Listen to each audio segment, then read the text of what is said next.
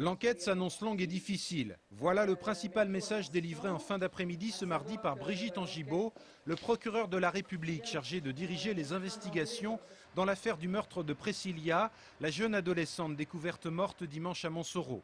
Pour l'instant, seules les thèses du décès par arme à feu ou arme blanche sont exclues.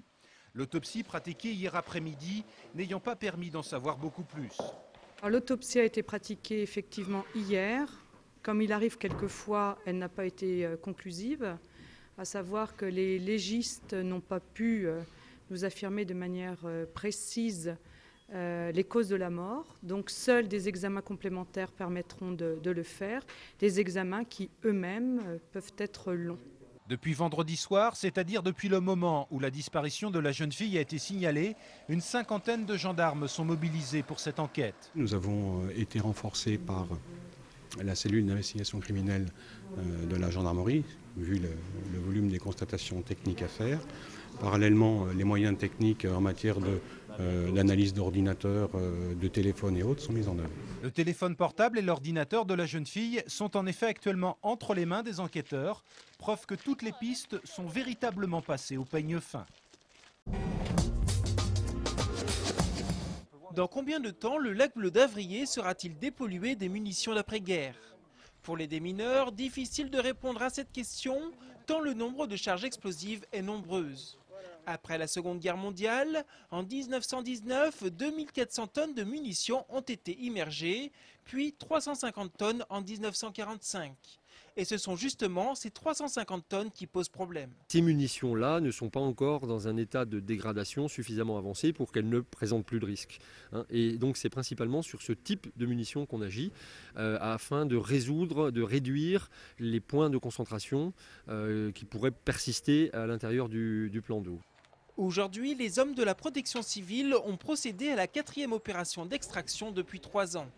Dans les prochaines années, 2 actions de déminage par an sont prévues. Ça peut paraître peu, mais la situation du site complique les choses. Notre opération, elle impacte de manière assez significative sur l'ensemble du site. Et donc, il y a des contraintes sur des entreprises, il y a des contraintes sur des riverains.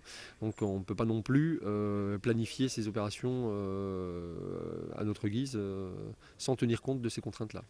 La tâche s'annonce donc longue, d'autant plus que les conditions dans lesquelles les plongeurs évoluent sont elles aussi assez difficiles.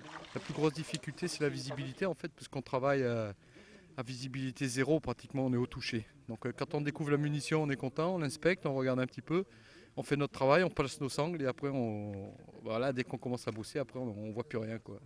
En une journée, ce sont plus d'1 tonne de munitions qui ont été récupérées. Elles seront détruites dans le camp militaire de Fontevraud dès demain. C'est une évidence, la crise financière actuelle va ou a déjà impacté l'économie angevine. À l'image de Scania, le constructeur de poids lourds suédois qui a annoncé en fin de semaine dernière le départ d'une centaine d'intérimaires de son usine d'Écouflant. Les 530 salariés en CDI vont quant à eux devoir s'adapter à de nouvelles cadences de production. De 54 camions sortant quotidiennement des chaînes de montage, il va en effet falloir passer à 46 véhicules d'ici la fin de cette année. Pour le syndicat CFDT, le plus représenté dans l'entreprise, les perspectives du marché à long terme posent clairement question. On n'a encore pas de vision, malheureusement, sur les carnets de commandes. On voit aujourd'hui des annulations de commandes, on voit aussi des clients qui sont un peu frileux, qui manquent de liquidité, et tout en sachant que le marché européen a baissé dans les carnets de commandes environ 50%. Du côté de la direction de Scania, qui n'a pas souhaité s'exprimer devant notre caméra, on précise néanmoins qu'il n'y a pas de mesure de chômage technique ou partiel. Mais le constructeur de poids lourds n'est pas le seul concerné par ces difficultés. En fin de semaine dernière, l'usine Valeo Vision a annoncé un arrêt partiel de production tous les lundis, ainsi qu'une semaine supplémentaire de fermeture à la fin de cette année. C'est un ancien internat, celui du lycée Sacré-Cœur, qui va bientôt faire peau neuve pour la bonne cause. Un logement social ouvrira ici au square Henri Farman à Angers d'ici l'été 2009. 14 studios seront aménagés pour accueillir des personnes en grande précarité. Les personnes qu'on accueillera sont la plupart du temps d'ailleurs envoyées par les assistantes sociales ou les CCAS ou les centres d'hébergement qui les ont accueillis en urgence et desquels ils peuvent sortir pour être justement accueillis dans cette maison relais pour se poser un petit peu et avoir un temps où ils peuvent se reconstruire après des périodes difficiles. Les centres d'hébergement d'urgence à Angers se félicitent de l'ouverture de cette maison relais tout en reconnaissant ses limites.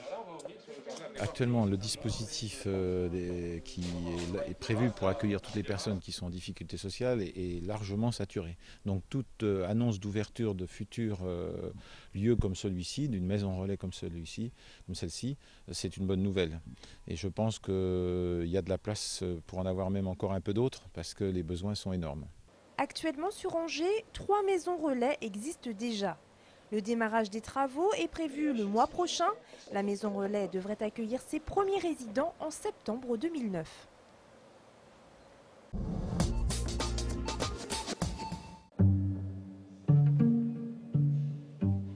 À découvrir depuis quelques jours au Musée des Beaux-Arts d'Angers, l'exposition Mémoire d'objectifs, une balade photographique dans une ville d'un autre temps, Angers, entre 1858 et 1918, entre lieux immuables et lieux disparus.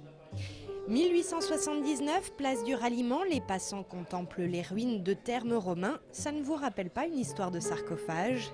Et ici, 1896, des voûtes presque effondrées. Et pourtant, voici l'actuelle galerie David d'Angers. La magnifique abbaye Toussaint du XIIIe siècle et qui était devenue une ruine depuis le début du XIXe siècle et qui donc était une ruine envahie par la végétation où il y avait, en même temps c'était un musée. C'était un musée où l'on avait mis précisément les premiers sarcophages trouvés sur la place du Ralliement. Et donc c'est un beau morceau romantique que nous offrons à la contemplation du public. Clichés anonymes ou signés par les photographes angevins de l'époque, cette collection d'images donne un peu de saveur au monument. Nous qui consommons de la photo avec nos photos numériques, là ce sont des personnes qui ont pris le temps de cadrer, de regarder, de choisir la bonne lumière. Ce sont des très belles photos. Mémoire d'objectifs, c'est jusqu'au 15 février au Musée des Beaux-Arts d'Angers.